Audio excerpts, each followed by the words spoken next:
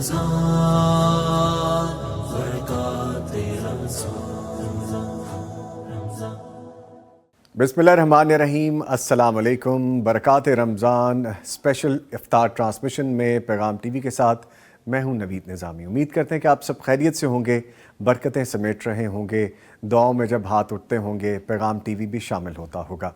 हमें अच्छा लगता है जब आप हमें मोहब्बत का इजहार करते हैं और हमारी काविशों को सराहते हैं। पैगाम टीवी की काविश यही है कि दीन के हवाले से सही रहनुमाई हम फैला सकें, ना सिर्फ पाकिस्तान के तूलर्स बल्कि दुनिया भर में हम जहां देखे सुने जाते हैं, जिसका हमें बड़े अच्छे तरीके से जवाब मिलता है। कभी सोशल मीडिया की साइट्स पे, कभी हमारे फेसबुक पेज पे और कभी हमारे इनबॉक्स में, हमारे पर्सनल नंबर्स पे भी आपकी मोहब्बत का इजहार हमें मिलता रहता है। ऐसे मोहब्बत करते रहिए, दीन के हवाले से जुड़े रहिए, किसी के काम आ जाएं। ज़िंदगी का मकसद तो यही है, कोई बात नागवार गुजर जाए, कोई चीज़ ऐसी हो जो आपकी अपनी तबीयत के मुताबिक ना हो, गिरां गुजरे, उसको अफ़्व दरगुजर से हम बिल्कुल छोड़ दें और जो नबी करीम सल्लल्लाहु अलैहि वसल्लम ने ख़ास तौर पे तर्ज़ ज़िंदगी अपना के हमें बताया, हम उस पर अमल करते रहें, राहत और कामयाबी पालेंगे इंशाअल्लाह ताला। रमज़ान के दिन गुजर रहे हैं, रोज़े गुजर रहे हैं। जैसे जैसे रमज़ान की तादाद बढ़ रही है रोज़ों की, एक दिल में तड़प भी हो रही है कि ये दिन दूसरी तरफ कम भी हो रहे हैं। मे बी कि 30 डेज़ हों, 29 डेज़ हों, 29 रोज़े हों या 3 रोज़े हों, लेकिन ये लगन है कि अल्लाह पाक इसको कबूल कर लेना, हमारी बख्शिश कर देना, हमारी इबादत को कबूल कर लेना, हमारी नेक ख्वाहिशात को कबूल कर लेना और हम रमज़ान में ख़ास तौर पे कुरान करीम से जुड़ जाएं, अपने दीन से जुड़ जाएं। यही कोशिश हमारी है। इस कोशिश में जिस हद तक भी कामयाब हो जाएं, ये अल्लाह ताला की तरफ से रहमत है।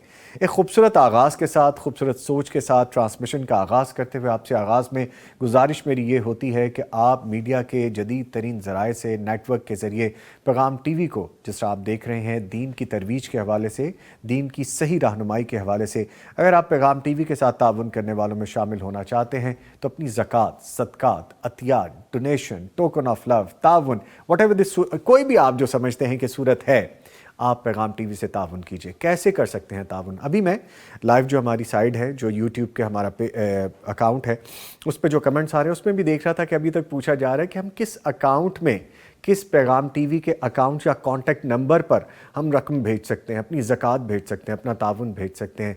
अब तो माशाल्लाह 7वां रोज़ा है, हम दाखिल हो चुके हैं, अब तो ये गुज़रने वाला है। अभी तक अगर हमें नहीं पता चला तो फिर इसका मतलब है कि मैं ठीक तरीके से शायद आपको कन्वे नहीं कर पा रहा। हम अपनी ट्रांसमिशन में 20 मरतबा यही याद दहानी कराते हैं। अगर आपने पैगाम टीवी के साथ ताउन करना है तो नंबर है यूनियन नंबर 0421117000, यानी 042-111-700 और 000 पे आप डायल कीजिए। जैसे अपने सवालात के जवाबात के लिए आप रब्ता करते हैं, पैगाम टीवी के साथ ताउन करने वालों के लिए भी इसी नंबर पे आप रब्ता कर सकते हैं, कॉल कर सकते हैं, बात कर सकते हैं। हमारी टीम विजिलेंट बैठी है और अल्हम्दुलिल्लाह माशाल्लाह मुझे बड़ा अच्छा लगता है ये कहते हुए कि हम 24/7, हम 24 घंटे, 7 दिन, बल्कि आने वाले 30 दिन इंशाअल्लाह आपके साथ हैं। हम अपने पैगाम टीवी के व्यूअर्स के साथ हैं इस वक्त।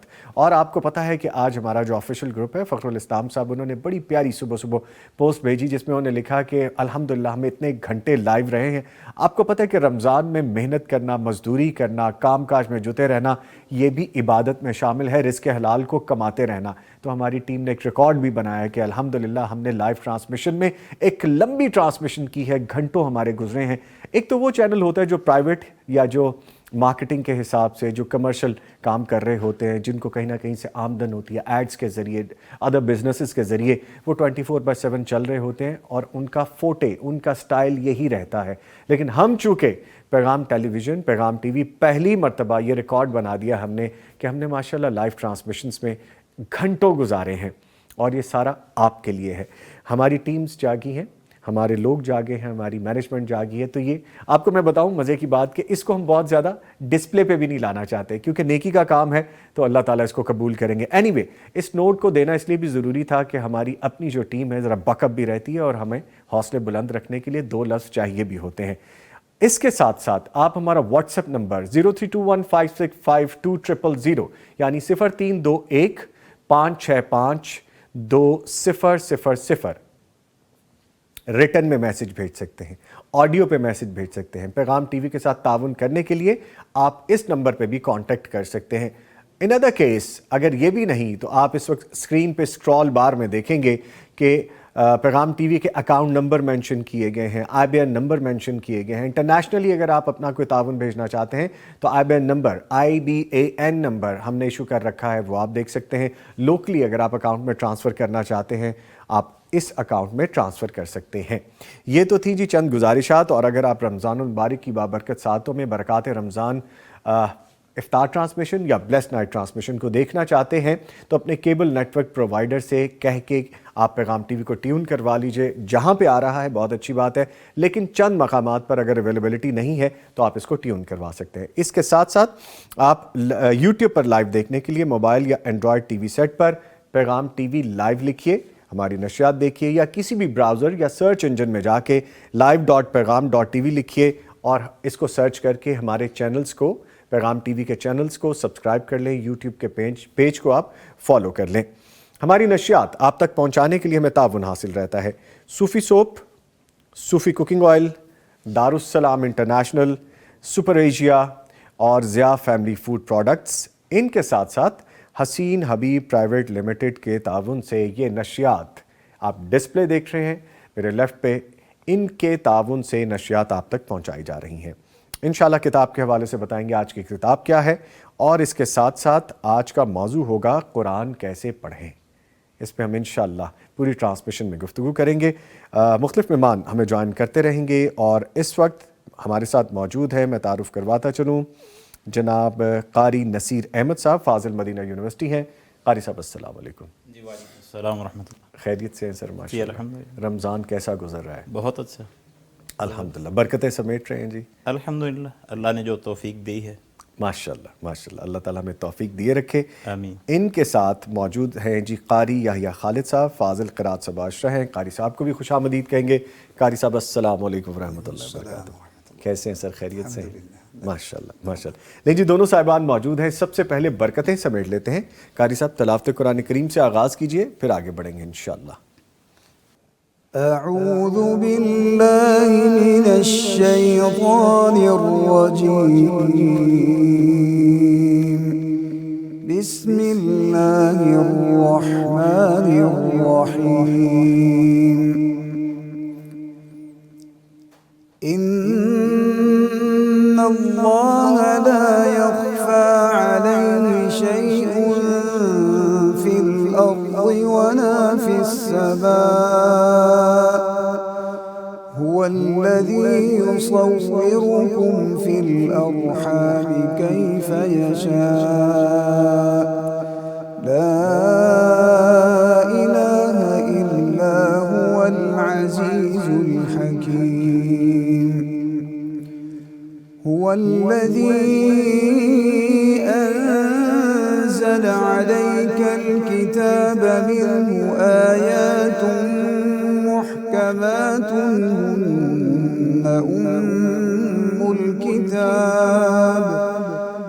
هن أم الكتاب وأخر متشابهات, فأما الذين في قلوبهم زيغ فيتبعون ما تشابه منه ابتغاء الفتنة وابتغاء تأويله, وما يعلم تأويله إلا الله, والراسخون في العلم يقولون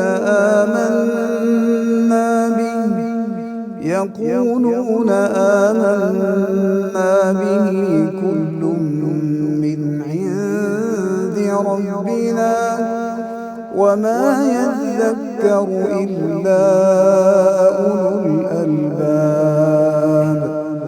ربنا لا تزغ قلوبنا بعد إذ هديتنا وهب لنا من لدنك رحمة إنك أنت الوهاب. ربنا إنك جامع الناس ليوم لا ريب فيه إن الله لا يخلف الميعاد صدق الله العظيم. ماشاء اللہ، سبحان اللہ، جزاک اللہ. قاری صاحب اللہ تعالیٰ آپ کو جزائے خیر عطا فرمائے. ماشاء اللہ، خوبصورت آواز، خوبصورت انداز، خوبصورت تلاوت، ماشاء اللہ. لین جی، آج کی کتاب کے حوالے سے آپ کو پہلے بتائیں، پھر گفتگو کو آگے لے کے چلیں گے. بڑی خوبصورت سی، اچھا جی، ہینڈی سی پیاری سی کتاب ہے، سر ورک بڑا خوبصورت ہے، اور یہ کتاب ہم اپنے پاس رکھ سکتے ہیں، اپنے بیگز میں دوران سفر، اور اپنے ساتھ بھی رکھ سکتے ہیں. مسنون حج اور عمرہ، فضیلت و اہمیت اور احکام و مسائل صحیح احادیث کی روشنی میں اس میں بیان کیے گئے ہیں.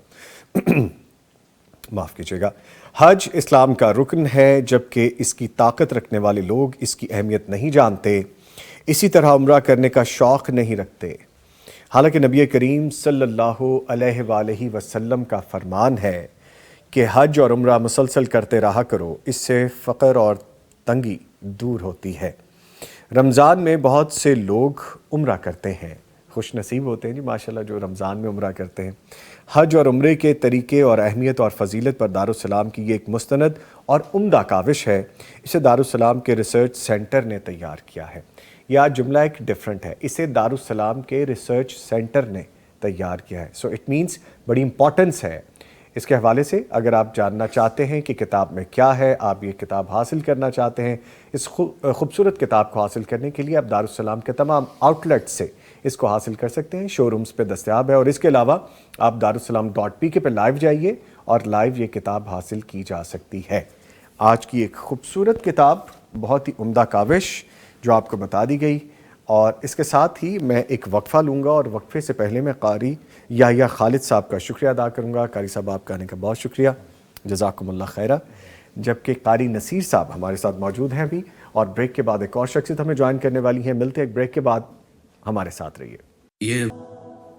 برکات رمضان افطار ٹرانسمیشن میں آپ کے ساتھ ہیں. مہمان مجھے جوائن کر چکے ہیں، ہمارے ساتھ موجود تھے بریک سے پہلے قاری نصیر احمد صاحب فاضل مدینہ یونیورسٹی، اور ابھی ہمیں جوائن کر چکے ہیں ڈاکٹر محمد عاطف الیاس صاحب فاضل عمر قرہ یونیورسٹی مکہ مکرمہ. ان کو خوش آمدید کہیں گے. سر السلام علیکم. وعلیکم السلام ورحمۃ اللہ. خیریت سے ہیں؟ الحمدللہ. ماشاءاللہ ملاقات تو رہتی ہے، اور جب آپ وہ بہت خوبصورت ذمہ داری سر انجام دے رہے ہوتے ہیں کہ جب آپ خطبے کی باقاعدہ live translation Arabic to Urdu کر رہے ہوتے ہیں، پھر لیٹر آن انگلش میں، تو بڑا خوبصورت لگتا ہے. بڑی خوبصورت کاوش ہے آپ کی. الحمدللہ جی، اللہ تعالیٰ نے توفیق دی ہے، اللہ قبول فرمائے. آمین آمین. یہ دونوں صاحبان ہمارے ساتھ اسٹوڈیوز میں موجود ہیں. قرآن کیسے پڑھیں، اس حوالے سے ہم نے گفتگو کرنی ہے. اور ایک اور بڑی قابل احترام شخصیت ہمارے ساتھ لائن پہ بھی موجود ہیں. ہمارے ساتھ موجود ہیں فضیلت الشیخ قاری محمد الیاس صاحب آل دا وے فرام سعودی عربیہ. ان کو بھی خوش آمدید کہیں گے اپنی ٹرانسمیشن میں. سر السلام علیکم.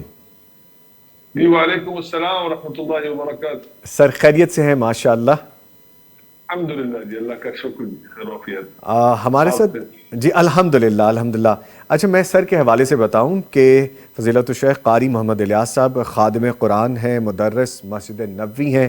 It's been all around 50 years, 50 سال سے زیادہ کا عرصہ ہو گیا ہے قرآن کریم کے ساتھ جڑے ہوئے، اور پڑھا بھی رہے ہیں. اس کے ساتھ ساتھ ایک خوبصورت بات اور بھی ہے کہ ان کی فیملی میں کم و بیش 10 حفاظ کرام موجود ہیں. تو کتنی سعادت کی بات ہے. سر بہت شکریہ آپ کے وقت کا، اور چونکہ تھوڑے گھنٹوں کا بھی فرق ہے اور آپ کی اپنی مصروفیات بھی ہیں، تو اچھا لگا آپ نے وقت دیا ہمیں. بہت شکریہ. آپ کا شکریہ جی، جزاک اللہ خیر. جزاک اللہ.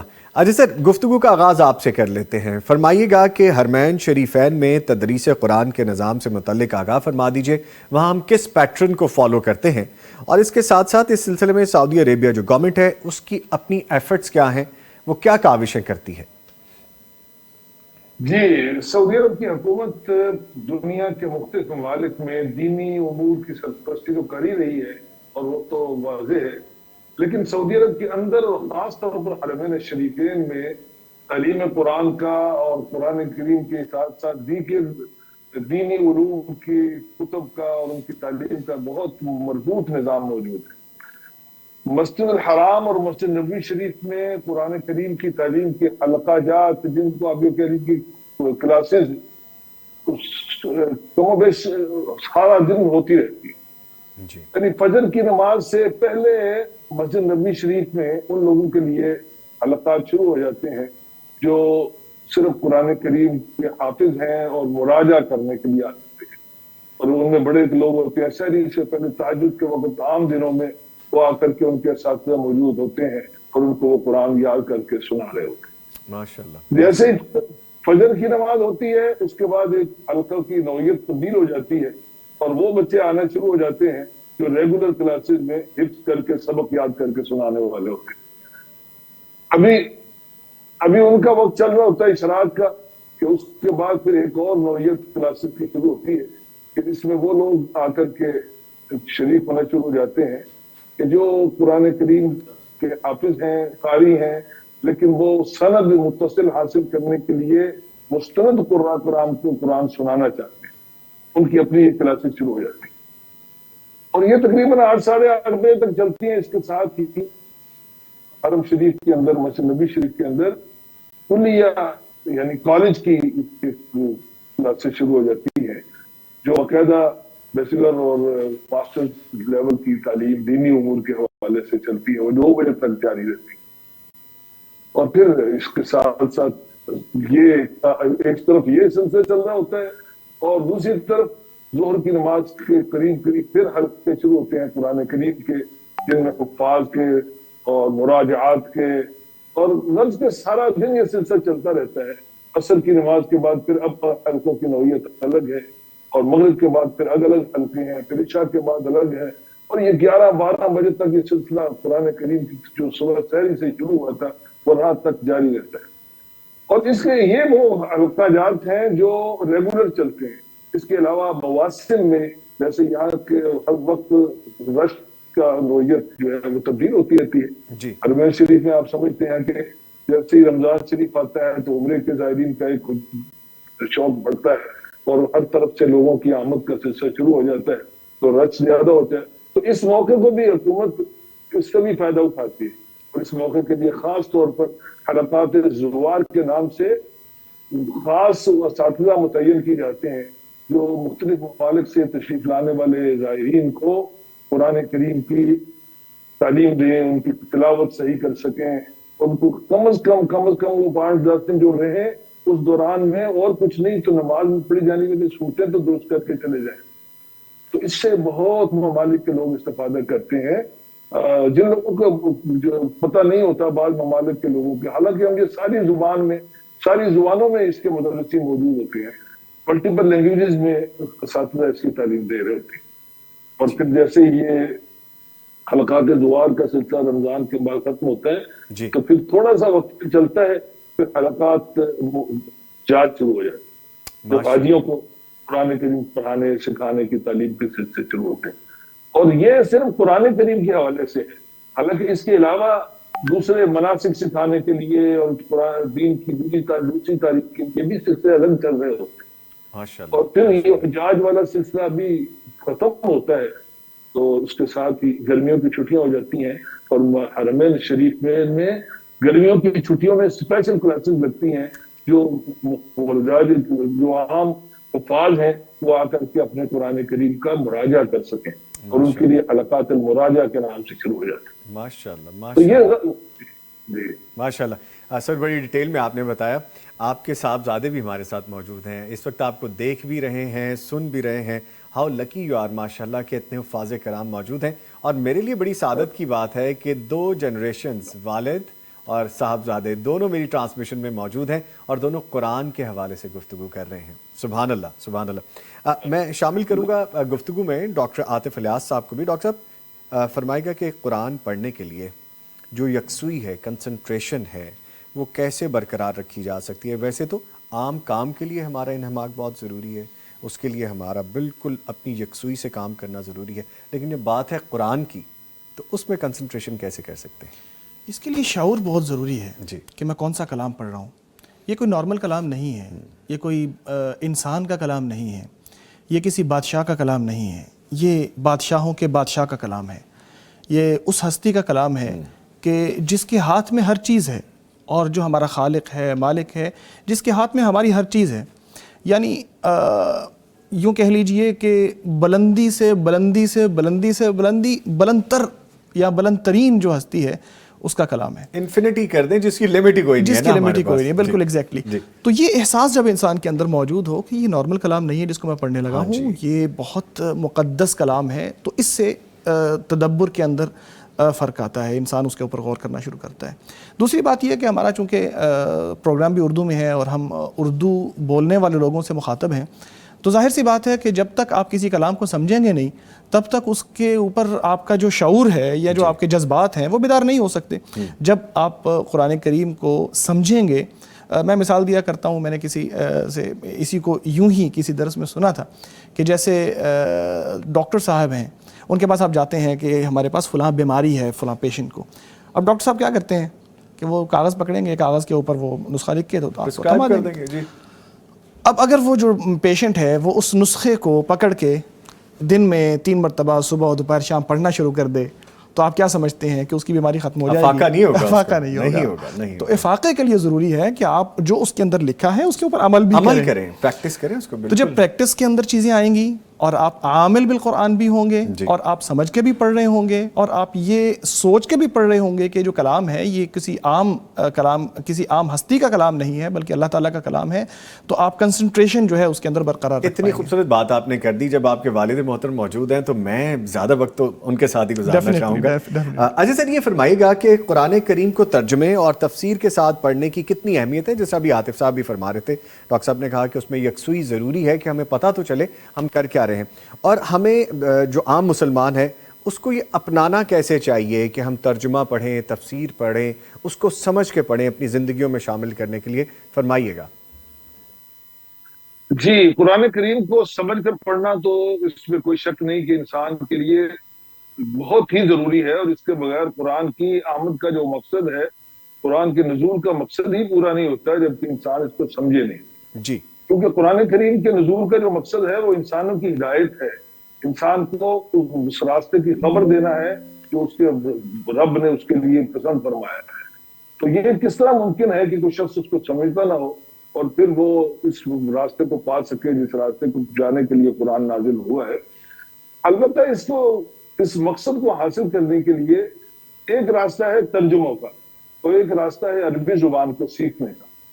بہترین راستہ یہ ہے کہ انسان عربی زبان کم از کم اتنی سیکھے کہ وہ قرآن کریم کو سمجھنے کے قابل ہو جائے. اور اس سے کم ترین راستہ یہ ہے کہ وہ ان علماء کی محنت سے فائدہ اٹھائے جنہوں نے قرآن کریم کا ترجمہ ہمارے سامنے پیش کیا ہے. لیکن میں پھر عرض کروں گا کہ صرف ترجمہ پڑھنے سے آدمی اس کی روح کو نہیں پہنچ سکے گا جب تک کہ عربی سیکھ نہ لے. عربی سیکھنے سے انسان کو صرف ترجمہ نہیں بلکہ قرآن کریم کے الفاظ کی گہرائی تک پہنچنے کا اور سوچنے کا موقع ملتا ہے. اچھا سر, یہ تو بڑی آپ نے اہم بات کی. بیسک بات ہی یہی ہے, آپ نے جب کسی ملک میں جانا ہے, کسی جگہ جانا ہے, تو وہاں کی لینگویج آپ کو آنی چاہیے, وہ پنجابی ہو, اردو ہو, انگلش ہو, عربک ہو. لیکن جب آپ اللہ تعالیٰ کا کلام پڑھ رہے ہیں تو پھر ہمیں اس کی سمجھ کے لیے ضروری ہے عربک سیکھنی چاہیے, وہ لینگویج ہمیں, وہ زبان ہمیں آنی چاہیے. اچھا سر, ایک چیز اور فرمائیے گا کہ عام لوگوں کی تلاوت میں غلطیاں زیادہ ہوتی ہیں, یعنی میں اگر اپنا ذکر کروں تو میں ان عوام میں ہی شامل ہوں, انہیں دور کیسے کیا جا سکتا ہے؟ اس کے لیے جو بہترین طریقہ ہے وہ کسی صحیح قاری کے ساتھ پاس بیٹھ کے سنانے اور سننے کا ہے. تو قرآن کریم جو ہم تک پہنچا ہے وہ نبی پاک علیہ الصلوۃ والسلام کے فم مبارک سے صحابہ کرام نے حاصل کر کے آگے اس کو منتقل کیا ہے. یہ تحریر والا مسئلہ سیکنڈلی ہے. جو فرسٹ مسئلہ ہے, وہ طریقہ ہے, وہ ہے تلقی بالفم, یعنی منہ سے منہ تک وصول کرنا. تو یہ قرآن پاک جو ہے اس کو تو ہم جب استاد کے سامنے بیٹھ کے سنائیں گے, اس کے پروننسیشن ٹھیک کرائیں گے, تبھی یہ درست ہو. ٹھیک.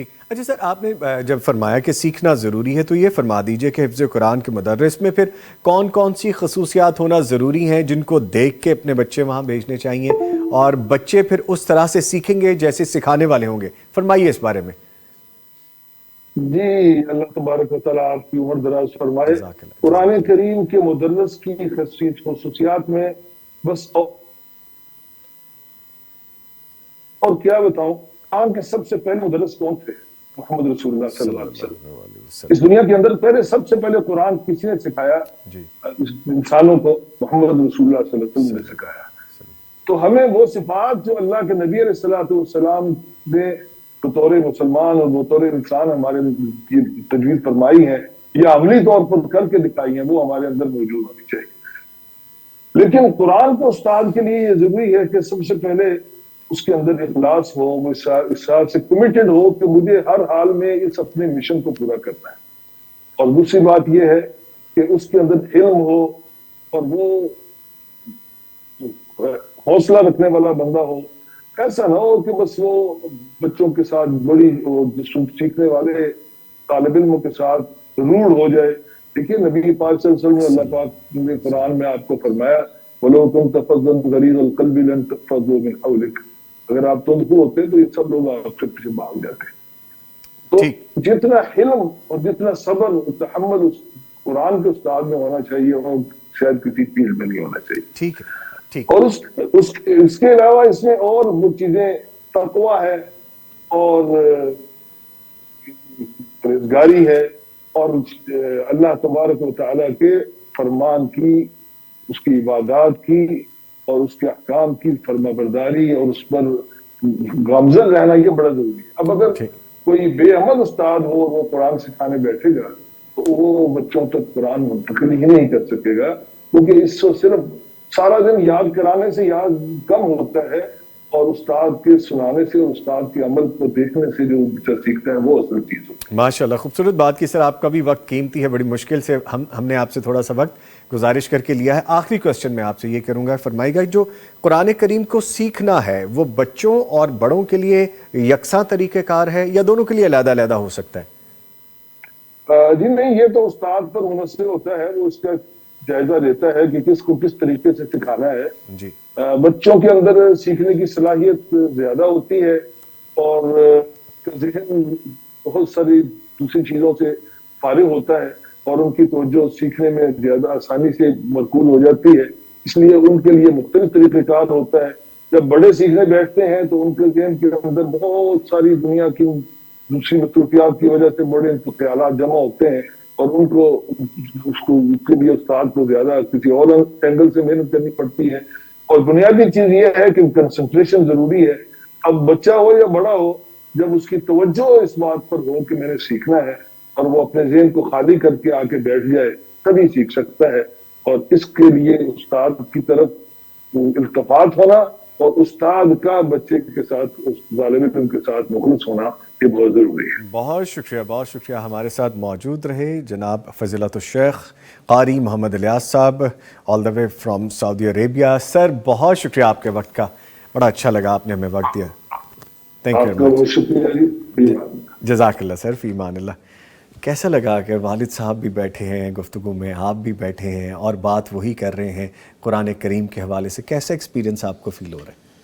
ویسے تو والد صاحب کی بات میں تاثیر تو ہے اور اس چیز کو آپ بھی محسوس کر رہے ہوں گے کہ دل میں اترتی بات ہے، اور قرآن کریم سے جڑا شخص جو ہوتا ہے اس کی بات میں تاثیر ضرور ہوتی ہے، خاص طور پہ جب وہ عمل کے میدان میں بھی صحیح ہو۔ بیوٹیفل۔ لیکن والد ہونے کے ناطے بھی مجھے ایک خوشی اور دلی مسرت تھی کہ ایک الحمدللہ اللہ تعالیٰ کی بلیسنگ ہے کہ ایسی پرسنالٹی کے ہم بیٹے ہیں، اللہ تعالیٰ ہمیں ایک فرما بردار اور نیک بچہ بنانے کی بھی توفیق عطا ذمہ داری اور بڑھ جاتی ہے نا؟ بالکل ایسا ہی جب ایسی بڑی شخصیت کے آپ فیملی ممبر ہوں تو ذمہ داری اور بڑھ جاتی ہے۔ قاری نصیر صاحب بڑا مسکرا رہے ہیں۔ اب میں یہ نہیں کہوں گا کہ تم اتنا جو مسکرا رہے ہو، میں کہوں گا کہ اچھے لگ رہے ہیں آپ مسکراتے ہوئے۔ اچھا سر یہ فرمائیے گا کہ آپ کا بھی ماشاءاللہ وقت گزرا ہے حرمین شریفین میں اور رمضان وہاں بھی گزارا ہے آپ نے، قرآن کی برکتوں کے حوالے سے بہت یادیں ہیں آپ کی وہاں سے بھی، تو فرمائیے کہ بڑی دیر سے خاموش بیٹھے ہیں، ذرا آپ بھی لب کشائی کیجیے۔ الحمدللہ والصلاۃ والسلام علی رسول اللہ۔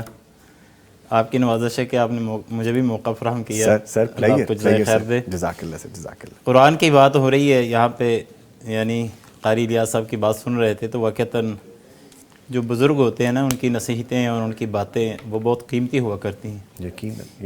یقین جانے جب ادھر جو ہے وہ چھٹیوں میں پاکستان آتے ہیں، ملتے ہیں تو ہم کئی چیزیں ان سے پوچھتے ہیں، اب بھی سیکھتے ہیں ماشاءاللہ۔ تو جو بزرگ ہوتے ہیں، بڑے ہوتے ہیں، ان کا اپنا ایک تجربہ ہوتا ہے۔ جو سوال ہے کہ ہم نے حرمین میں کیسا وقت گزارا، مدینہ منورہ کے اندر، دونوں حرمین میں سے مدینہ منورہ کے اندر جو ہے نا جی، قرآن پاک کا جو ہے نا لوگوں کے ساتھ تعلق، لنک، یہ کچھ الگ طرز کا ہے۔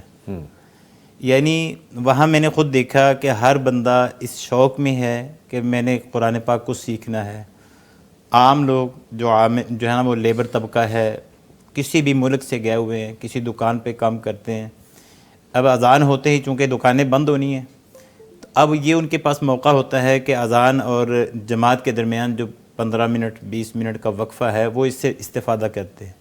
ماشاءاللہ۔ یعنی میں نے سعودی اچھے لوگ جو ویل سیٹل میں ہیں، اچھے پوسٹ پر ہیں، جی، اچھا وہ بھی اس موقع سے فائدہ اٹھاتے ہیں کہ آتے ہی اذان ہوتے ہی فوراً جلدی سے مسجد نبوی میں آئے، اور کہیں بھی دیکھا کہ حلقہ تحفیظ القرآن ہے تو وہاں بیٹھ کے تو وہ اپنے قرآن کو درست کرنے کی کوشش کرتے ہیں۔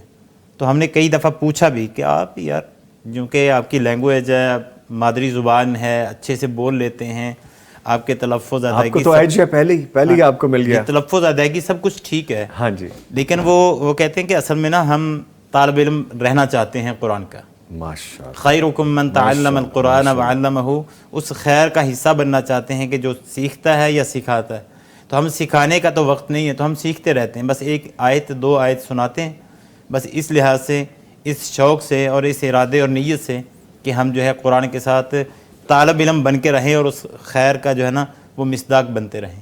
ٹھیک، تو لوگوں کو بہت شوق ہے۔ پھر ظاہر ہے جب ایک ماحول بن جائے، ایک فضا، جیسے اب رمضان کے اندر ایک نیکی کی پاکستان کے اندر بھی فضا بنی ہوئی ہے، تو وہ لوگ جو کبھی مسجد میں نہیں آئے وہ بھی مسجد کا رخ کرتے ہیں، وہ بھی نیکی کرنے کی کوشش کرتے ہیں، تو وہاں تو ایک مستقل فضا ہوتی ہے۔ اور مسجد نبوی کے اندر جب جاتے ہیں تو وہ ایک الگ سا سکون، وہ عربی لوگ اس کو کہتے ہیں جی راحت قلبی، ماشاءاللہ۔ وہ دلی سکون ایک میسر ہوتا ہے وہاں، بالکل پرسکون، کوئی شور، کوئی آواز، کوئی کچھ نہیں، کسی نے بولنا بھی ہے تو بڑے دھیمے لہجے میں، اور پھر وہاں پہ گرمی ہو سردی ہو، اندر داخل ہونے کے بعد کوئی اندازہ نہیں ہوتا کہ باہر سردی ہے یا گرمی ہے، ٹمپریچر اندر کا بالکل سردی گرمی ایک ہی ہوتا ہے۔ یعنی اندر کا ٹیمپریچر بھی، ہمارے اندر کے ٹیمپریچر کا بھی ذکر کر رہے ہیں، وہ باہر بیرونی ٹیمپریچر کا نہیں۔ یہ بڑی گہری باتیں ہیں جی، اس پہ بھی مزید بھی بات کریں گے ہم۔ ہمارے ساتھ موجود ہیں جناب قاری نصیر احمد صاحب اور ڈاکٹر محمد عاطف الیاس صاحب۔ گفتگو جاری ہے، سیکھنے کے مواقع بے شمار ہیں، اس وقت رحمتیں برس رہی ہیں، اور جو وقت چل رہا ہے یہ دعا کا وقت ہے، اور بڑا روحانی سا ایک منظر ہے۔ اس پہ مزید باتیں کریں گے لیکن ایک وقفے کے بعد۔ معزز مہمان ہمارے ساتھ موجود ہیں اسٹوڈیوز میں، جناب قاری نصیر احمد صاحب اور ڈاکٹر محمد عاطف الیاس صاحب۔ گفتگو ہو رہی ہے خاص طور پر قرآن کریم کو کیسے پڑھیں، کیسے سیکھیں، کون سی چیزوں کو ذہن میں رکھیں، اور آل دا وے فرام ڈفرینٹ کنٹریز، جس طرح سعودی عربیہ سے بات ہو رہی ہے۔ ابھی ہمیں ایک بڑے اچھے گیسٹ جوائن کر چکے ہیں دبئی سے، میں تعارف کرواتا چلوں، ڈاکٹر عبد الرحیم فیاض صاحب، وزارت مذہبی امور ہیں دبئی کے اور امام و خطیب بھی ہیں۔ ان کو ہم خوش آمدید کہیں گے اپنی ٹرانسمیشن میں۔ اصل میں انفارچونیٹلی مجھے عربک نہیں آتی اور اس کا بھرپور فائدہ اٹھایا ہے ڈاکٹر عاطف صاحب نے، تو میں ہینڈ اوور کروں گا عاطف صاحب کو اور کہوں گا کہ جو کوسچن میں اردو میں تھرو کروں گا آپ کائنڈلی ٹرانسلیٹ بھی کیجیے گا، اور جو وہاں سے جواب آئے ڈاکٹر صاحب کا تو دونوں ڈاکٹر صاحبان گفتگو کے دوران ہمیں اردو میں یہاں پہ ٹرانسلیٹ بھی کرتے رہیں۔ سو اوور ٹو یو جی پلیز۔ جی آپ فرمائیے، جو آپ کے پاس سوالات ہیں میں ترجمہ کرتا آپ ان کو ویلکم چلتا کر دیجیے ہوں۔ پہلے تاکہ نرحب بكم في برنامج قنوات بغام الفضائية، أهلا وسهلا بكم في البرنامج دكتور. أهلا ومرحبا بكم وبالأخ المقدم وبالإخوة المستمعين والمشاهدين وإخوانكم الضيوف، حفظكم الله جميعا۔ وہ سب کو ویلکم کر رہے ہیں، آپ سمیت، ہمارے مہمانوں سمیت اور ناظرین سمیت ویلکم کر رہے ہیں، سب کو ویلکم جی۔ تھینک یو ویری مچ جی۔ پوچھیں گا کیا صرف تلاوت کافی ہے یا اس کے معنی پر بھی غور کرنا ضروری ہے؟ هل تلاوة القرآن تكفي أم يجب أن نتدبر معاني القرآن فضيلة الشيخ؟ الحمد لله رب العالمين والعاقبة للمتقين ولا عدوان إلا على الظالمين، والصلاة والسلام على نبينا محمد وآله وصحبه أجمعين، وبعد. أشكر قناة بغام على هذه الاستضافة، وأشكركم أخي الكريم أخي عاطف والأخ المقدم وجميع الضيوف. أمر الله نبيه صلى الله عليه وسلم في بداية سورة المزمل بترتيل القرآن الكريم في قيام الليل، وهي دعوة لتدبر القرآن، إذ لا يخفى عظيم أثر الترتيل في إحداث التدبر، وبالتالي التدبر واجب، يجب على كل مسلم أن يتدبر القرآن الكريم ومعاني القرآن الكريم حتى يصل إلى درجة عالية من الخشوع والتأمل في هذه الآيات. نعم بارک اللہ فیکم. نترجم ثم تکمل انشاءاللہ فضیلۃ الشیخ. شیخ فرما رہے ہیں کہ اللہ تعالیٰ نے قرآن کریم کے اندر سورہ المزمل کے اندر لوگوں کو یہ حکم دیا ہے کہ وہ قرآن کریم کو تلاوت کر کے پڑھیں. اب تلاوت کے لفظ کے اوپر انہوں نے فوکس کیا ہے اور فرما رہے ہیں کہ تلاوت جب آدمی کرے گا اور یہ قیام اللیل کے اندر تلاوت کرے گا تو اس کے اندر اور زیادہ آہستگی کے ساتھ اور رک رک کے پڑھنے کی بات کی گئی ہے. اور یہ راستہ ہے تدبر کرنے کا، یعنی جب آپ قرآن کریم کو آہستہ آہستہ رک رک کے پڑھیں گے تو آٹومیٹکلی آپ اس کے اوپر غور کریں گے، تو اس طرح تدبر کا راستہ کھلتا ہے. تفضل فضیلۃ الشیخ. الله سبحانه وتعالى في سورة المزمل يقول: يا أيها المزمل قم الليل إلا قليلا نصفه أو انقص منه قليلا أو زد عليه ورتل القرآن ترتيلا. الله سبحانه وتعالى أمر نبيه صلى الله عليه وسلم بترتيل القرآن، وهو أمر للأمة الإسلامية أيضا. وقوله تعالى ترتيلا تأكيد في إيجاب الأمر به، وأنه لا بد من الترتيل لقارئ القرآن. فرما رہے ہیں کہ قرآن کریم میں سورۃ المزمل کی آیات کی تلاوت کی کہ اے مزمل یعنی اے کمبل کو اوڑھ کر لیٹنے والے رات کا قیام کیا کریں، سوائے رات کے تھوڑے سے حصے کے، آدھی رات ہو جائے یا اس سے کچھ زیادہ ہو جائے یا اس سے کچھ کم ہو جائے، اور قرآن کریم کی ترتیل کیا کریں. تو ترتیل کے اوپر انہوں نے کہا کہ یہ حکم جو نبی اکرم صلی اللہ علیہ وسلم کو دیا گیا ہے یہ ساری امت کے لیے ہے، اور اس سے یہ بات خود بخود سمجھ آ جاتی ہے کہ قرآن کریم کو ترتیل کے ساتھ پڑھنا ضروری ہے اور یہ واجب ہے. ٹھیک. تفضل. اچھا یہ جی لا بد من الترتيل لقارئ القرآن. والله تعالى أمر نبيه محمد صلى الله عليه وسلم بصلاة الليل، أمره بترتيل القرآن حتى يتمكن القارئ من التأمل في حقائق تلك الآيات ودقائقها. فذكر الله يجعل المسلم يستشعر عظمته وجلاله، ويحصل الرجاء والخوف عند الوصول إلى الوعد والوعيد، وحينئذ يستنير القلب بنور معرفة الله والإشراع. وهذا كله من معاني التدبر ونتاج التدبر. جب انسان قرآن کریم کی تلاوت صحیح انداز میں کرتا ہے، رک رک کے پڑھتا ہے، تو انسان اللہ تبارک و تعالیٰ کا ذکر کر رہا ہوتا ہے، اور یہ ذکر تدبر کا راستہ کھولتا ہے. اسی طرح جب انسان قرآن کریم کی آیات پڑھتے ہوئے وعدوں کے پاس پہنچتا ہے جو اللہ تعالیٰ نے اہل ایمان سے کیے ہیں تو اس کے دل میں امید پیدا ہوتی ہے. پھر جب وعید کی آیات پہ پہنچتا ہے جہاں اللہ تعالیٰ نے مختلف چیزوں سے ڈرایا ہے، خبردار کیا ہے، تو انسان کے اندر خوف پیدا ہوتا ہے. تو یہ راستہ ہے قرآن کریم کی تلاوت کا اور قرآن کریم کے تدبر کا، اور اسی کے ساتھ انسان قرآن کریم کو صحیح معنی میں سمجھ سکتا ہے. میرا خیال نیکسٹ کویسچن کی طرف چلتے ہیں. اچھا عاطف صاحب یہ پوچھے گا ڈاکٹر صاحب سے کہ آج کے دور میں چونکہ یہ آئی ٹی کا دور ہے، آرٹیفیشل انٹیلیجنس کا دور ہے، ہم کیسے جدید ٹیکنالوجی سے مدد لے سکتے ہیں قرآن کریم کو سیکھنے کے لیے، سمجھنے کے لیے، خاص طور پہ آج کے دور میں؟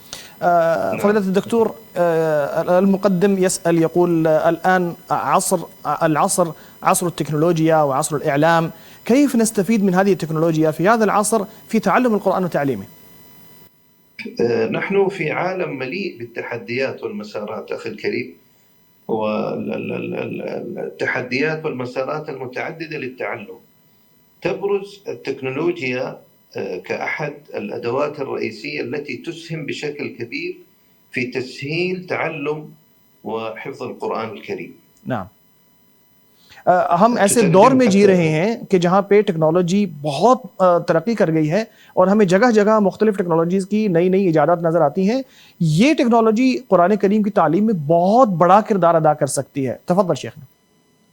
استخدام التكنولوجيا في هذا السياق ليس مجرد موضوع ثوري، بل هو حقيقة لا غنى عنها تجعل عملية التعلم أكثر فعالية وإحكام. یعنی ٹیکنالوجی کا استعمال صرف ایک بات نہیں ہے جو ہم کر رہے ہیں، بلکہ یہ پریکٹیکل چیز ہے. اس کے ذریعے جب ہم قرآن کریم کی تعلیم اور تعلم کی بات کرتے ہیں تو اس کے ذریعے بہت زیادہ انجوائیبل طریقے سے ہم قرآن کریم کو سیکھ سکتے ہیں اور افیکٹو انداز میں اس کو سیکھ اور سکھا سکتے ہیں. خلينا نذكر بعض الإيجابيات من استخدام التكنولوجيا في تعلم القرآن وحفظه. نعم. أولا الوصول السهل إلى الموارد التعليمية يعني مثلا تقدم التكنولوجيا وسائل متعددة للوصول إلى الموارد التعليمية الخاصة بتعلم وحفظ القرآن الكريم، مثل التطبيقات الذكية، المواقع الإلكترونية. يمكن للمتعلمين الوصول إلى مجموعة واسعة من المصادر بسهولة. نعم، سب سے پہلے فرما رہے ہیں کہ ہم پازیٹیو باتیں کر لیں یا اس کے پروز کے اوپر بات کر لیں کہ ہم ٹیکنالوجی کا استعمال کرتے ہوئے کس طرح قرآن کریم کو سیکھ سکتے ہیں. تو سب سے پازیٹیو چیز یہ ہے کہ بہت آسان ہے. یعنی کسی بھی چیز تک پہنچنا، کسی بھی انفارمیشن تک پہنچنا بہت آسان ہے آج کے دور میں. آپ جسٹ موبائل اپلیکیشن کو کھولتے ہیں، آپ ویب سائٹ کو کھولتے ہیں، آپ کسی بھی طریقے سے انٹرنیٹ کو ایکسیس کر کے یا مختلف اپلیکیشنز کو استعمال کر کے قرآن کریم کو کھول سکتے ہیں، دیکھ سکتے ہیں، یا اس سے ریلیٹڈ کسی بھی انفارمیشن کو فوری طور پہ ایکسیس میں لے سکتے ہیں. تفضل. النقطة الثانية، النتيجة الثانية أيضا من النتائج توفير بيئة تفاعلية تشجيعية، حيث يمكنهم المشاركة في أنشطة تفاعلية مثل الألعاب التعليمية والاختبارات التفاعلية، مما يزيد من مستوى اهتمامهم ومدى استيعابهم للمعلومات. یعنی ٹیکنالوجی کے استعمال کرتے ہوئے ہم کچھ انٹریکٹیو قسم کی ایکٹیویٹیز ڈیزائن کر سکتے ہیں جس میں بہت سارے طلباء جو قرآن پڑھنے والے ہیں ان کے لیے ہم گیمز، الیکٹرانک گیمز لا سکتے ہیں جس میں وہ بہت کمپیٹیٹیو طریقے سے قرآن کریم کو سیکھنے میں کامیاب ہو سکتے ہیں. انٹریکٹیو کر سکتے ہیں، کلاس کوسچن بھی کر لیتے ہیں. ایگزیکٹلی. فرمائیے گا کہ سؤال الاخیر فضیلت الشیخ. ہاں جی، جو عرب دنیا ہے وہاں پہ قرآن کریم کو پڑھنا اور حفظ کرنا کیا ڈفرینٹ ہے ہمارے ایز کمپیئر ٹو پاکستان یا ایسی جو جگہ ہیں، کیونکہ جن کی mother tongue, mother language Arabic ہے، ان کو زیادہ ایج مل جاتا ہے؟ بحكم فضيلة الشيخ أنك اطلعت على طريقة التعليم في باكستان كذلك، واطلعت على طريقة التعليم في الدول العربية، كيف تصف الفرق بين تعليم القرآن بالذات هنا في باكستان أو في الدول التي تتكلم غير العربية والدول التي تتكلم العربية؟ ما الفرق الذي لاحظته؟ الذي لاحظته في باكستان أن الموضوع كله يدور حول المعلم نفسه. إذا كان المعلم متقن للغة العربية هذا يؤثر إيجابا على الطالب نفسه. فلما تكون العملية يعني تدور فيما بينهم، يعني مثلا الطالب الذي يدرس على شيخ درس في باكستان لن يتأثر كثيرا، لكن حينما يكون المعلم أو المدرس أو الشيخ مثلا تعلم القرآن وحفظ القرآن وأتقن اللغة العربية في إحدى الدول العربية ثم عاد إلى باكستان، هذا يكون مؤثر إيجابا أكثر ويتخرج منه. هذا وجدنا آثار إيجابية كبيرة في حلقات متعددة في باکستان. نعم، سارا معاملہ جو ہے وہ ٹیچر کے گرد گھومتا ہے. جو استاد ہے قرآن کریم کو پڑھانے والا، اگر وہ صرف قرآن کریم کو اس نے پڑھا ہوا ہے لیکن اس کا ترجمہ نہیں پڑھا، اس کو عربک لینگویج نہیں آتی ہے، تو اس کی آؤٹ پٹ جو ہے تدریس کے حوالے سے وہ ڈیفرنٹ ہوگی. یعنی وہی استاد جو پاکستان میں پڑھا ہے، جس نے عربک لینگویج کا نالج حاصل نہیں کیا، اس کا لیول اس طرح کا نہیں ہو سکتا جس طرح کا لیول اس استاد کا ہوگا جو چاہے پاکستان میں پڑھا رہا ہے یا کسی اور ملک میں پڑھا رہا ہے، لیکن جس کو عربک لینگویج بھی ساتھ آتی ہے. جس کو عربک لینگویج ساتھ آتی ہوگی وہ لازمی طور پر زیادہ بہتر آؤٹ پٹ دے سکتا ہوگا. ٹھیک ہے، شکریہ ادا کر دیتے ہیں فضيلة الشيخ دكتور عبد الرحيم فياض. نشكرك على المشاركة معنا في هذا البرنامج، برنامج الإفطار على باقة قنوات بغام الفضائية. بارك الله فيكم وجزاكم الله خيرا وتقبل الله منا ومنكم صالح الأعمال. اللہم آمین. آپ کا بھی شکریہ ادا کر رہے ہیں اور کہہ رہے ہیں اللہ تعالیٰ ہم سب سے قبول و منظور فرمائے. آمین آمین. جی، ہمارے ساتھ موجود رہے فضیلت الشیخ ڈاکٹر عبد الرحیم فیاض صاحب آل دا وے فرام دبئی. اچھا، ہم جن سے بھی گفتگو کر رہے ہیں، جو بھی شخصیات ہمیں ٹرانسمیشن میں جوائن کر رہی ہیں، ان کا یہی کہنا ہے کہ قرآن سے جڑنا ہی بیسک بات ہے. سب سے پہلے ہمیں اس سے سیکھنا، چاہے وہ عربی میں ہے، چاہے ہم اردو میں پڑھتے ہیں، چاہے ہم کسی بھی زبان میں پڑھتے ہیں، سب سے پہلے تو جڑنا بات ہے. پھر اس کے بعد آہستہ آہستہ آپ زبان کو سیکھیں، اس کے تراجم کو سیکھیں، اس کی روح کو سمجھنا شروع کریں، لیکن بات ہے کہ پہلا سٹیپ لینا ضروری ہے. اچھا سر، آپ سے بات ہو رہی تھی اور بات انکمپلیٹ رہ گئی کہ کچھ قرآن کی برکتوں اور پرانی یادوں کے حوالے سے آپ ہمیں آگاہ کر رہے تھے.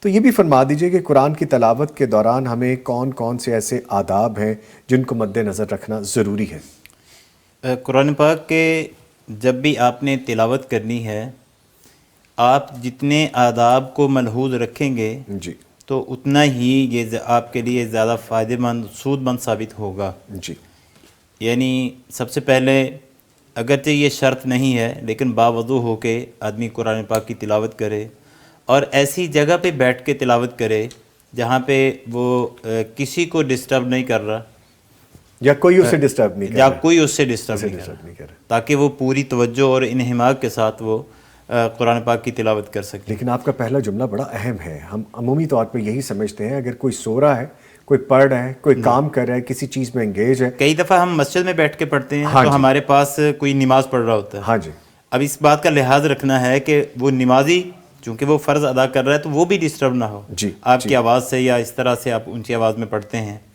اچھا، دوسرا یہ ہے کہ آپ قرآن پاک، ہمارے ہاں ایک عام رواج ہے بالکل خاموشی اور آواز آپ کی باہر نکلتی نہیں، آپ اس طرح سے خاموشی سے ہی تلاوت کر رہے ہیں، جی، اس سے آپ کو جو ہے نا وہ اتنا فائدہ نہیں ہوگا، بلکہ جو ہے کم از کم اتنی دھیمی سی آواز ہو کہ آپ کے کان تک سنائی دے، یعنی آپ جو پڑھ رہے ہیں جی، آپ کے کان تک آپ خود تو کم از کم سن رہے ہو۔ کم از کم آپ اپنی آواز سے تو لطف اندوز ہوں۔ ٹھیک ٹھیک ہے، تو یہ بھی آداب میں ہے کہ آپ اپنی آواز کو تھوڑا، ہاں اتنا اونچا نہ ہو کہ کوئی اور جو ہے اس سے ڈسٹرب ہو جائے، جائے نمازی ہے یا سویا ہوا ہے یا کچھ بھی ہے۔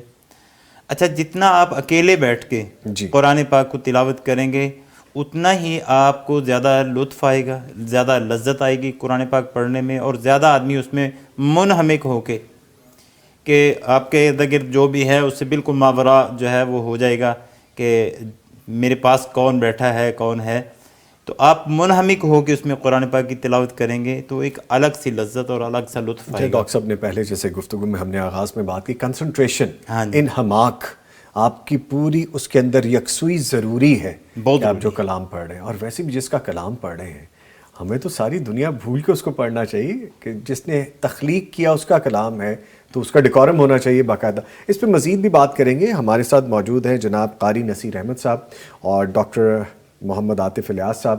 گفتگو جاری ہے، ایک چھوٹا سا وقفہ ہے، اس کے بعد دوبارہ حاضر ہو رہے ہیں، ہمارے ساتھ رہیے۔ یہ مہینہ عالیشان ہے، یہ رحمت کا جہاں ہے، خوشیوں کا سما سمیٹنا، برکات رمضان، برکات رمضان۔ ٹرانسمیشن میں آپ کے ساتھ ہیں، معزز مہمانوں سے گفتگو جاری ہے، کچھ لائیو کمنٹس بھی شامل کرتے ہیں۔ رقیہ حمید لکھتی ہیں السلام علیکم۔ وعلیکم السلام۔ نظامی صاحب کے کارآمد کوسچنز اور حافظ صاحب کے کی رہنمائی بہت فائدہ مند ہے، دل کرتا ہے کہ سنتے رہیں، اللہ پاک جزائے خیر عطا فرمائے۔ جی بہت شکریہ جی، بڑی مہربانی، اور ہمیں بھی اچھا لگتا ہے کہ جب ہم اپنی اس کاوش میں اپنے آپ کو کامیاب ہوتا دیکھتے ہیں اور دین کے حوالے سے آپ سیکھتے ہیں اور ہم سے رابطہ کرتے ہیں۔ اچھا ڈاکٹر صاحب، ہم جیسے بات کر رہے تھے کہ قرآن کریم کو پڑھنے کے حوالے سے، آپ چونکہ تراویح پڑھا بھی رہے ہیں تو آپ تلاوت قرآن کریم میں کس لہجے کو پسند کرتے ہیں جب آپ تلاوت کر رہے ہوتے ہیں یا جب آپ تراویح پڑھا رہے ہوتے ہیں؟ مختلف انداز ہیں؟ اچھا، قرآن کریم تراویح میں پڑھنے کا جو ہے وہ انداز ڈیفرنٹ ہوتا ہے، اور عام نمازوں میں پڑھنے کا انداز ڈیفرنٹ ہوتا ہے۔ تراویح میں تھوڑا جس کو ہم حدر کہتے ہیں، تھوڑا تیزی کے ساتھ پڑھا جاتا ہے، لیکن الحمدللہ میری قرأت میں اتنی تیزی نہیں ہے، کبھی بھی نہیں آئی، اللہ کا شکر ہے کہ معنی اگنور ہو جائیں یا کسی معنی پہ ایمفیسائز نہ کیا جا سکے۔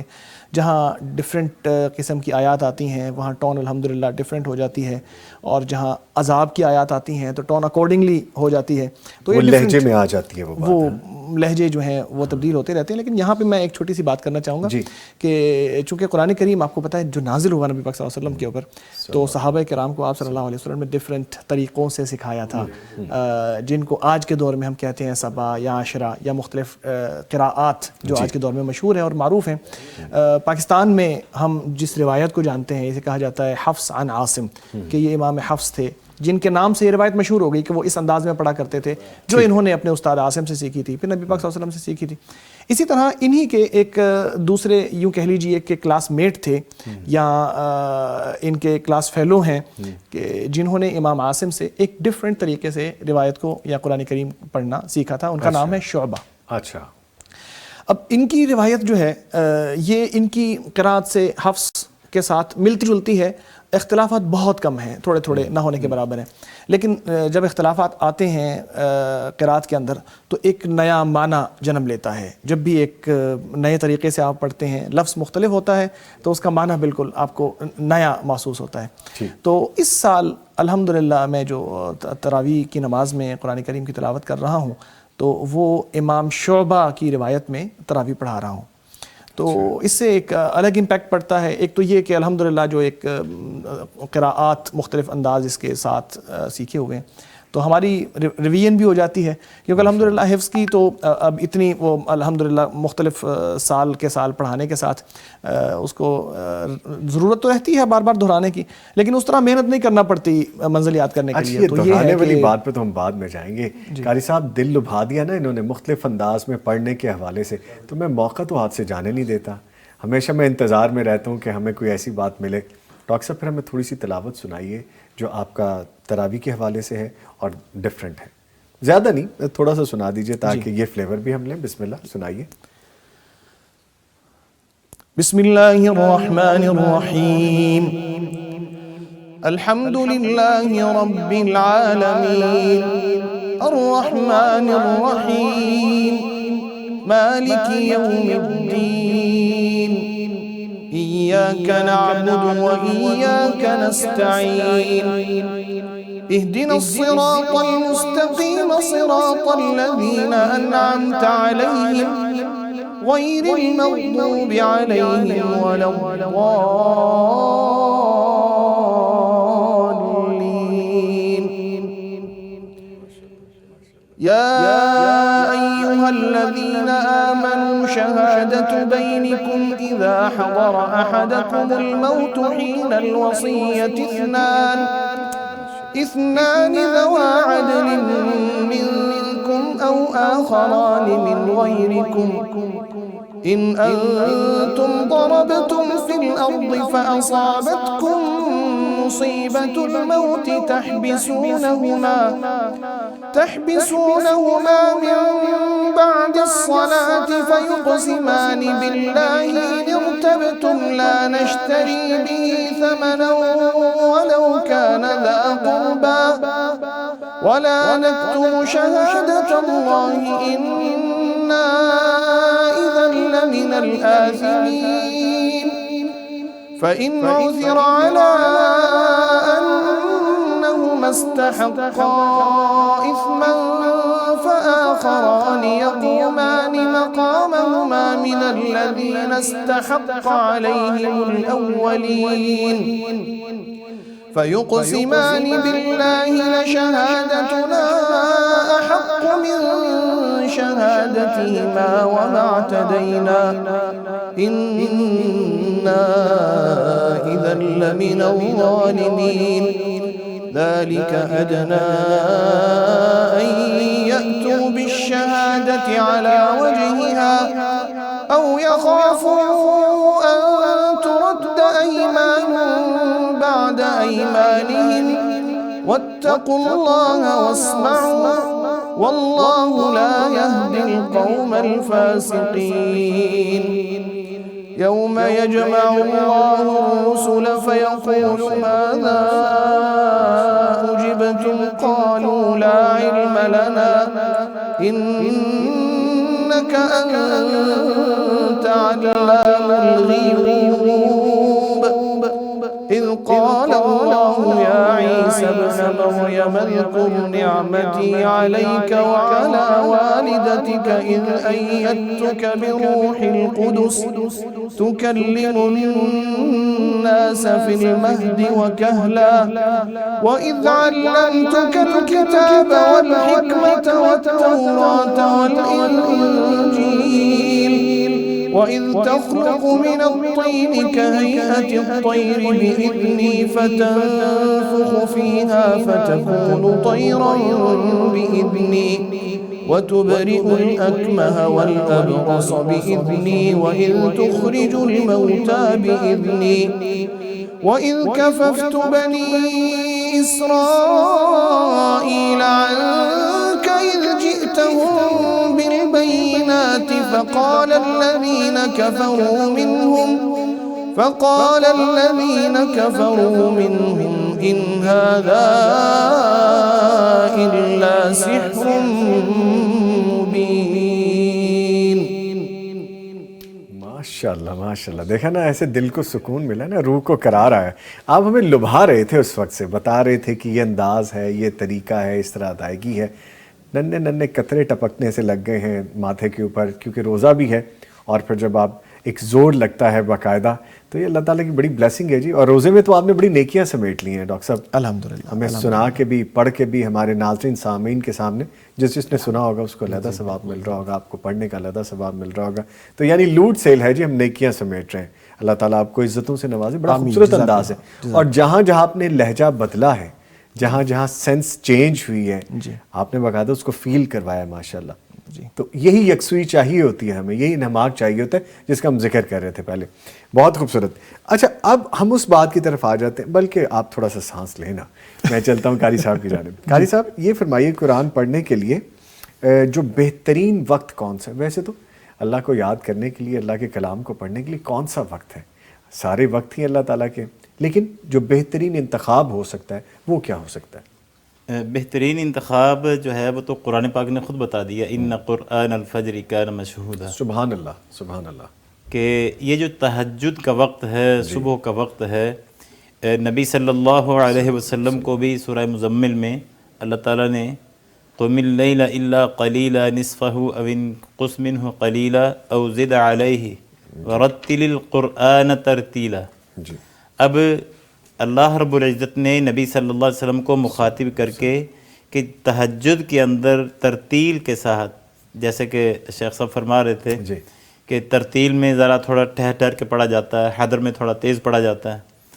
تو آقا علیہ السلام کو اللہ کی طرف سے حکم تھا کہ ٹھہر ٹھہر کے اس وقت میں پڑھنا ہے. تو یہ سب سے بہترین آئیڈیل وقت ہے.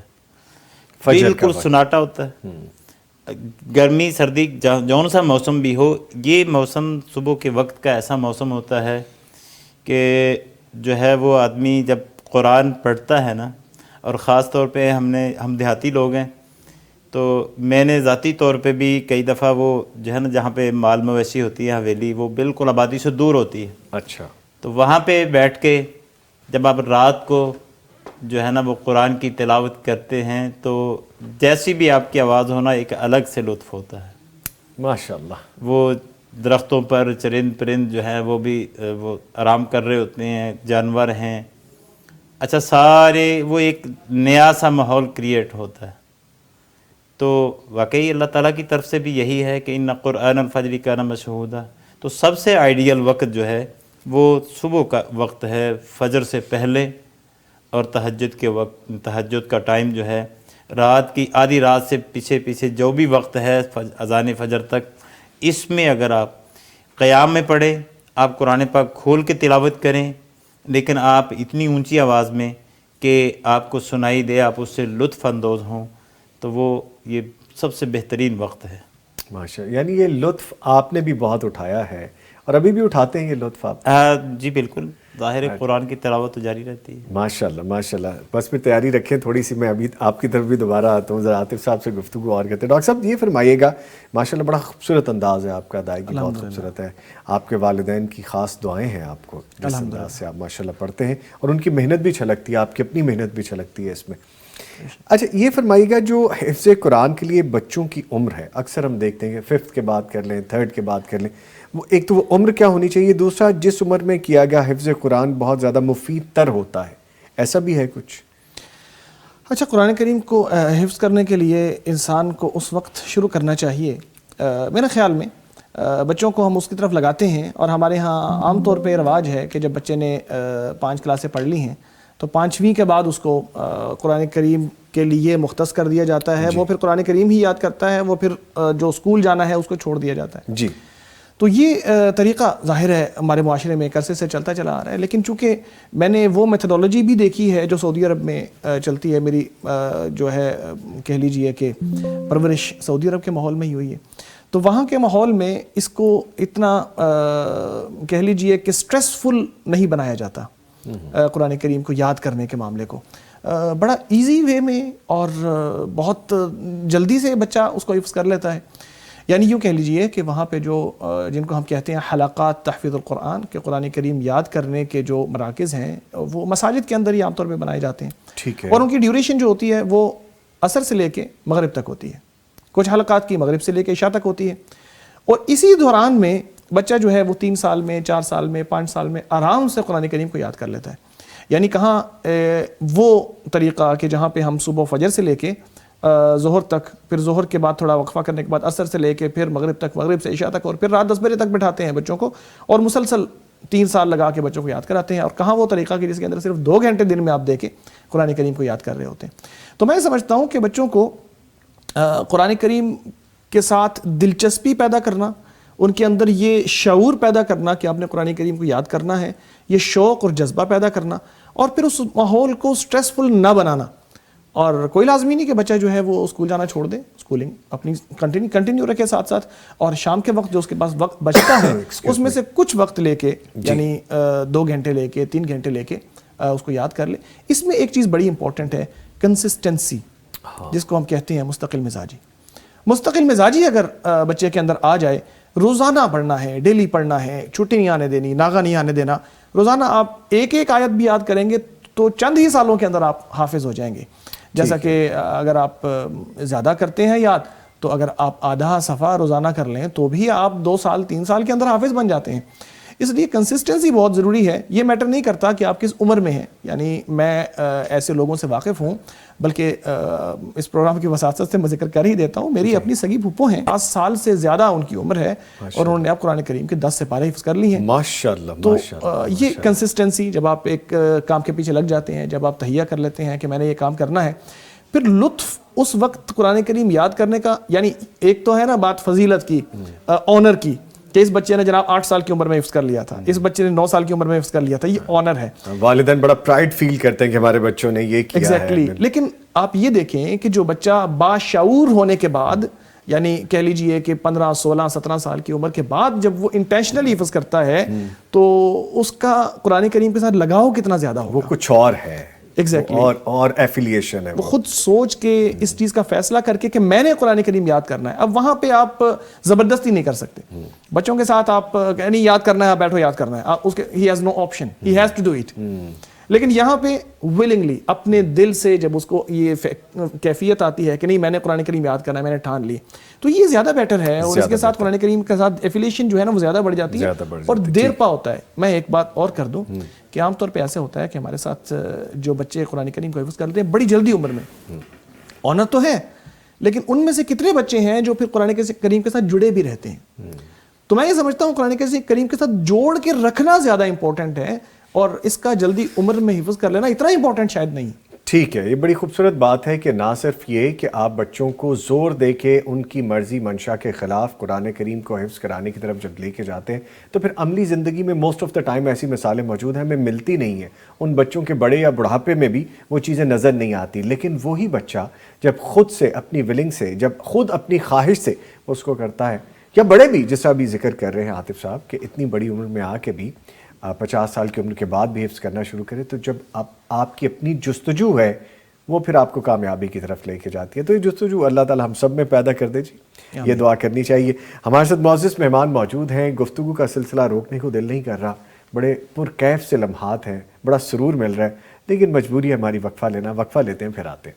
یہ مہینہ عالیشاں ہے، یہ رحمت کا جہاں ہے، خوشیوں کا سما سمیٹ لا برکات رمضان، برکات رمضان،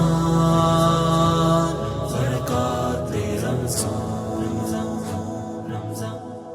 یہ مہینہ عالیشاں ہے، یہ رحمت کا جہاں ہے، خوشیوں کا سما سمیٹ لا برکات رمضان، برکات رمضان،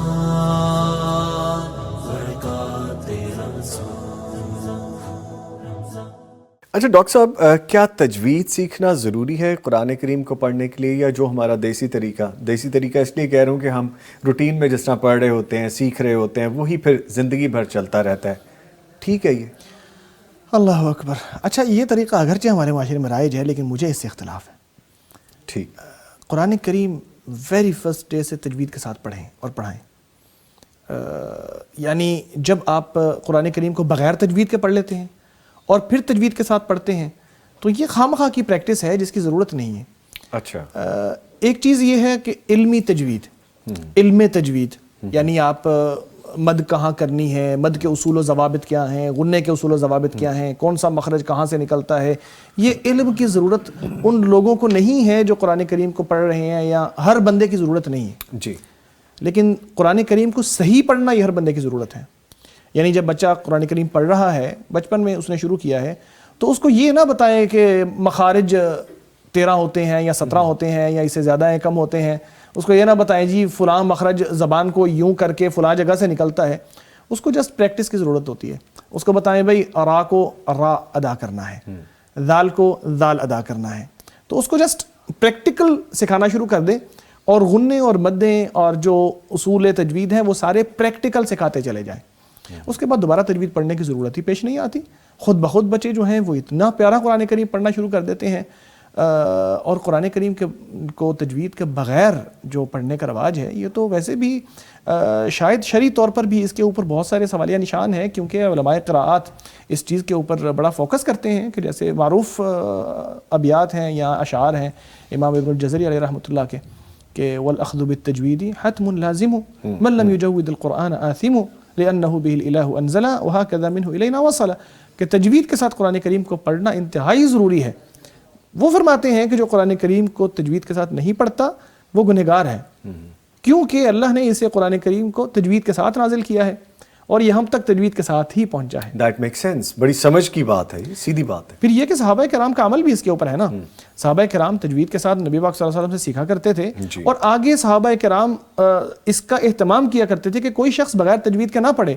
جیسا کہ ایک صحابی سے روایت ہے کہ ان کے سامنے کسی نے تلاوت کی انما الصدقات للفقراء والمساکین، تو انہوں نے ٹوک دیا اس کو اور کہا کہ نہیں، نبی پاک صلی اللہ علیہ وسلم نے مجھے اس کو یوں سکھائی تھی یہ والی آیت انما الصدقات للفقراء والمساکین، کہ اس کو آپ مد کے ساتھ پڑھیں، مد کے بغیر پڑھنا سنت نہیں ہے. ٹھیک ہے.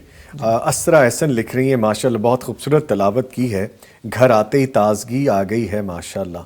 یہ جی آپ کے بارے میں ماشاءاللہ خوبصورت سا میسیج ہے.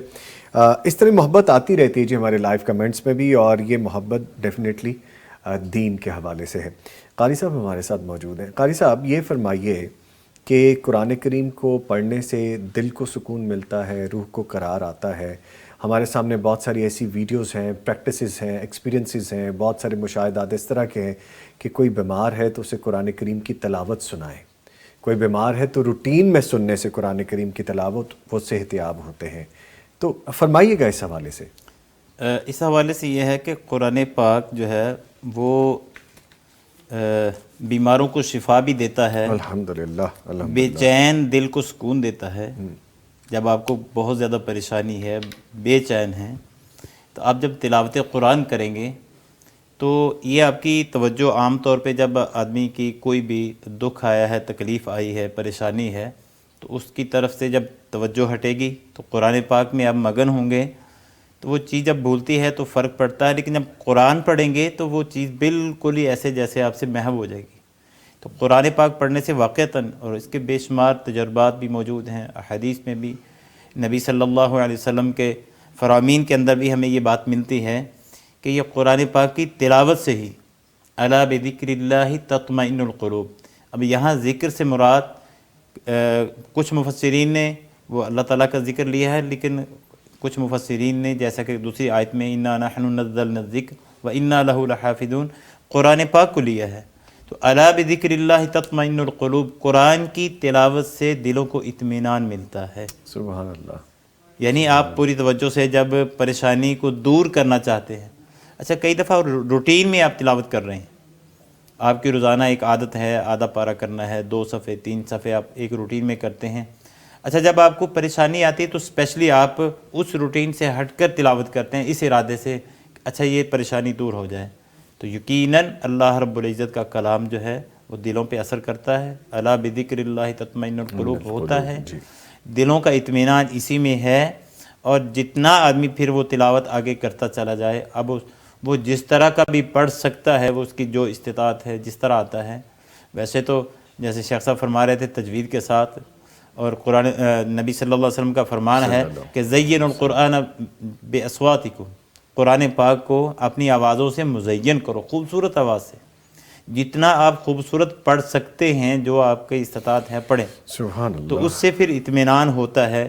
آپ اپنی پریشانیوں کو دور کرنا چاہتے ہیں تو قرآن کی طرف رجوع کریں. اور یہ جو بیمار ہوتے ہیں کئی دفعہ، یعنی بیمار ایسا ہوتا ہے کئی دنوں سے کئی مہینوں سے بیمار ہے، تو وہ کہتا ہے یار میرے پاس کوئی بات نہ کرو، لیکن جب اس کے پاس قرآن پاک وائس میں لگا دیا جائے، کوئی آڈیو لگا دی جائے، کسی بھی اچھے قاری کی آواز میں قرآن پاک لگا دیا جائے، تو اس کو ایک سکون سا ملتا ہے. وہ کہتا ہے اچھا کوئی اور آواز نہ آئے، اس سے مجھے سکون مل رہا ہے، اور واقعتاً اس کی وہ تکلیف دور ہوتی ہے.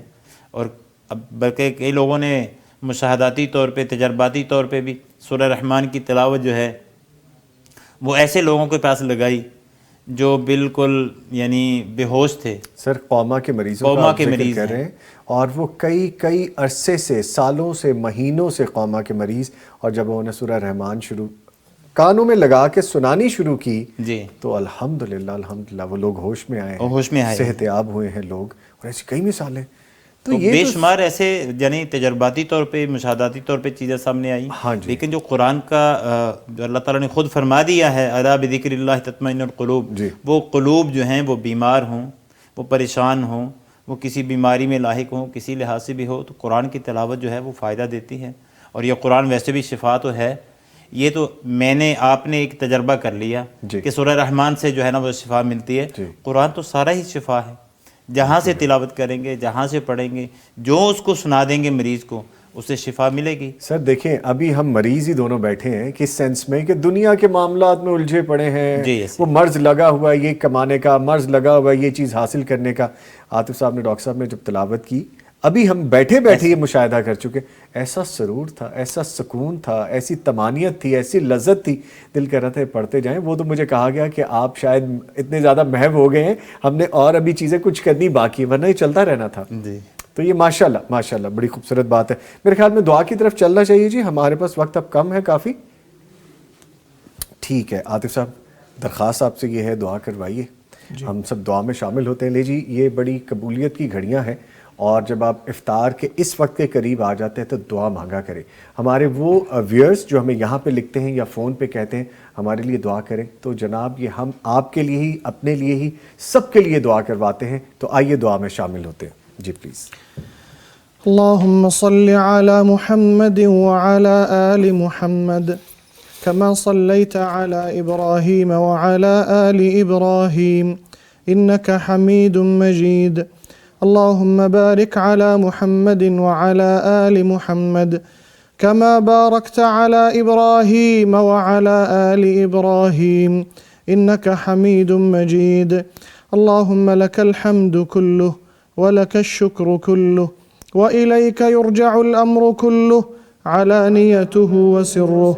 لك الحمد حتى ترضى ولك الحمد إذا رضيت ولك الحمد بعد الرضا ولك الحمد على كل حال. لك الحمد حتى ترضى، لك الحمد كما ترضى، ولك الحمد بعد الرضا، ولك الحمد على كل حال. اللهم إنا عبيدك بنو عبيدك بنو إمائك نواصينا بيدك ماض فينا حكمك عدل فينا قضاؤك.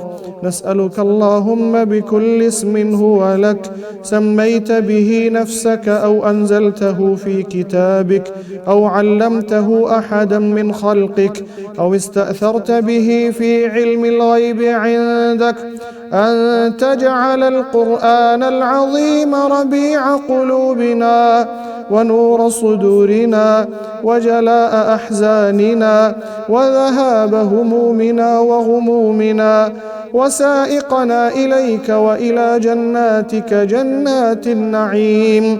اللهم لك الحمد أن بلغتنا رمضان، اللهم فوفقنا فيه للصيام والقيام وتلاوة القرآن، واجعل ما قدمناه في هذا الشهر المبارك من خير وعبادة وذكر وتسبيح في ميزان أعمالنا يوم القيامة.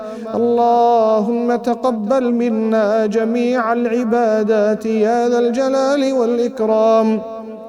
اللهم إنا نسألك في هذه الساعة المباركة، اللهم إنا نسألك في هذه الساعة المباركة ألا تدع لنا ذنبا إلا غفرته، ولا هما إلا فرجته، ولا مريضا إلا شفيته، ولا حقا إلا أعليته، ولا باطلا إلا أزهقته، ولا محتسبا إلا وفقته، ولا مجاهدا في سبيلك إلا أعنته ونصرته، ولا حاجة من حوائج الدنيا والآخرة هي لك رضا ولنا فيها صلاح إلا أعنتنا على قضائها ويسرتها برحمتك يا أرحم الراحمين. اللهم إنا نعوذ برضاك من سخطك، وبمعافاتك من عقوبتك، وبك منك لا نحصي ثناء عليك أنت كما أثنيت على نفسك. اللهم آت نفوسنا تقواها وزكها أنت خير من زكاها، أنت وليها ومولاها. اللهم أعظم فرحتنا في الإفطار بتقبل الصيام منا يا ذا الجلال والإكرام، واجعل فرحتنا بصيامنا أكبر يوم نلقاك، واجعل فرحتنا بصيامنا أكبر يوم نلقاك، واجمعنا بنبينا وحبيبنا محمد صلى الله عليه وسلم في جنات الفردوس يا ذا الجلال والإكرام. اللهم إنا نسألك عيشة هنية وميتة سوية ومردا غير مخز ولا فاضح يا ذا الجلال والإكرام. اللهم ما سألناك من خير فأعطنا، وما لم نسألك فابتدئنا، وما قصر عنه رأينا وعلمنا وعملنا من خيري الدنيا والآخرة فإنا نسألك إياه ونرغب إليك فيه يا ذا الجلال والإكرام. وصل اللهم وبارك على نبينا محمد وعلى آله وصحبه أجمعين. आमीन, जज़ाकल्लाह। बहुत शुक्रिया। इसके साथ ही मैं शुक्रिया अदा करूँगा अपने मौजूद मेहमानों का, फ़ज़ीलतुश्शेख क़ारी नसीर अहमद साहब, आप तशरीफ़ लाए सर, आपके आने का बहुत शुक्रिया। और इनके साथ मौजूद रहे फ़ज़ीलतुश्शेख डॉक्टर मोहम्मद आतिफ़ इलियास साहब। डॉक्टर साहब, आपके भी आने का बहुत शुक्रिया। लज़्ज़तें हमने बहुत समेटी, अल्लाह ताला आपको इज़्ज़तों से नवाजे। नहीं जी, बरकतों के ये लम्हात हैं, दुआओं में हमें भी शामिल रखिएगा। इफ्तार के बाद दोबारा ब्लेस्ड नाइट में हमारी मुलाकात होगी। मिलते हैं ब्रेक के बाद। ये महीना आलीशान है, ये रहमतों का जहां है, खुशियों का समा समेट लो बरकात रमज़ान, बरकात रमज़ान।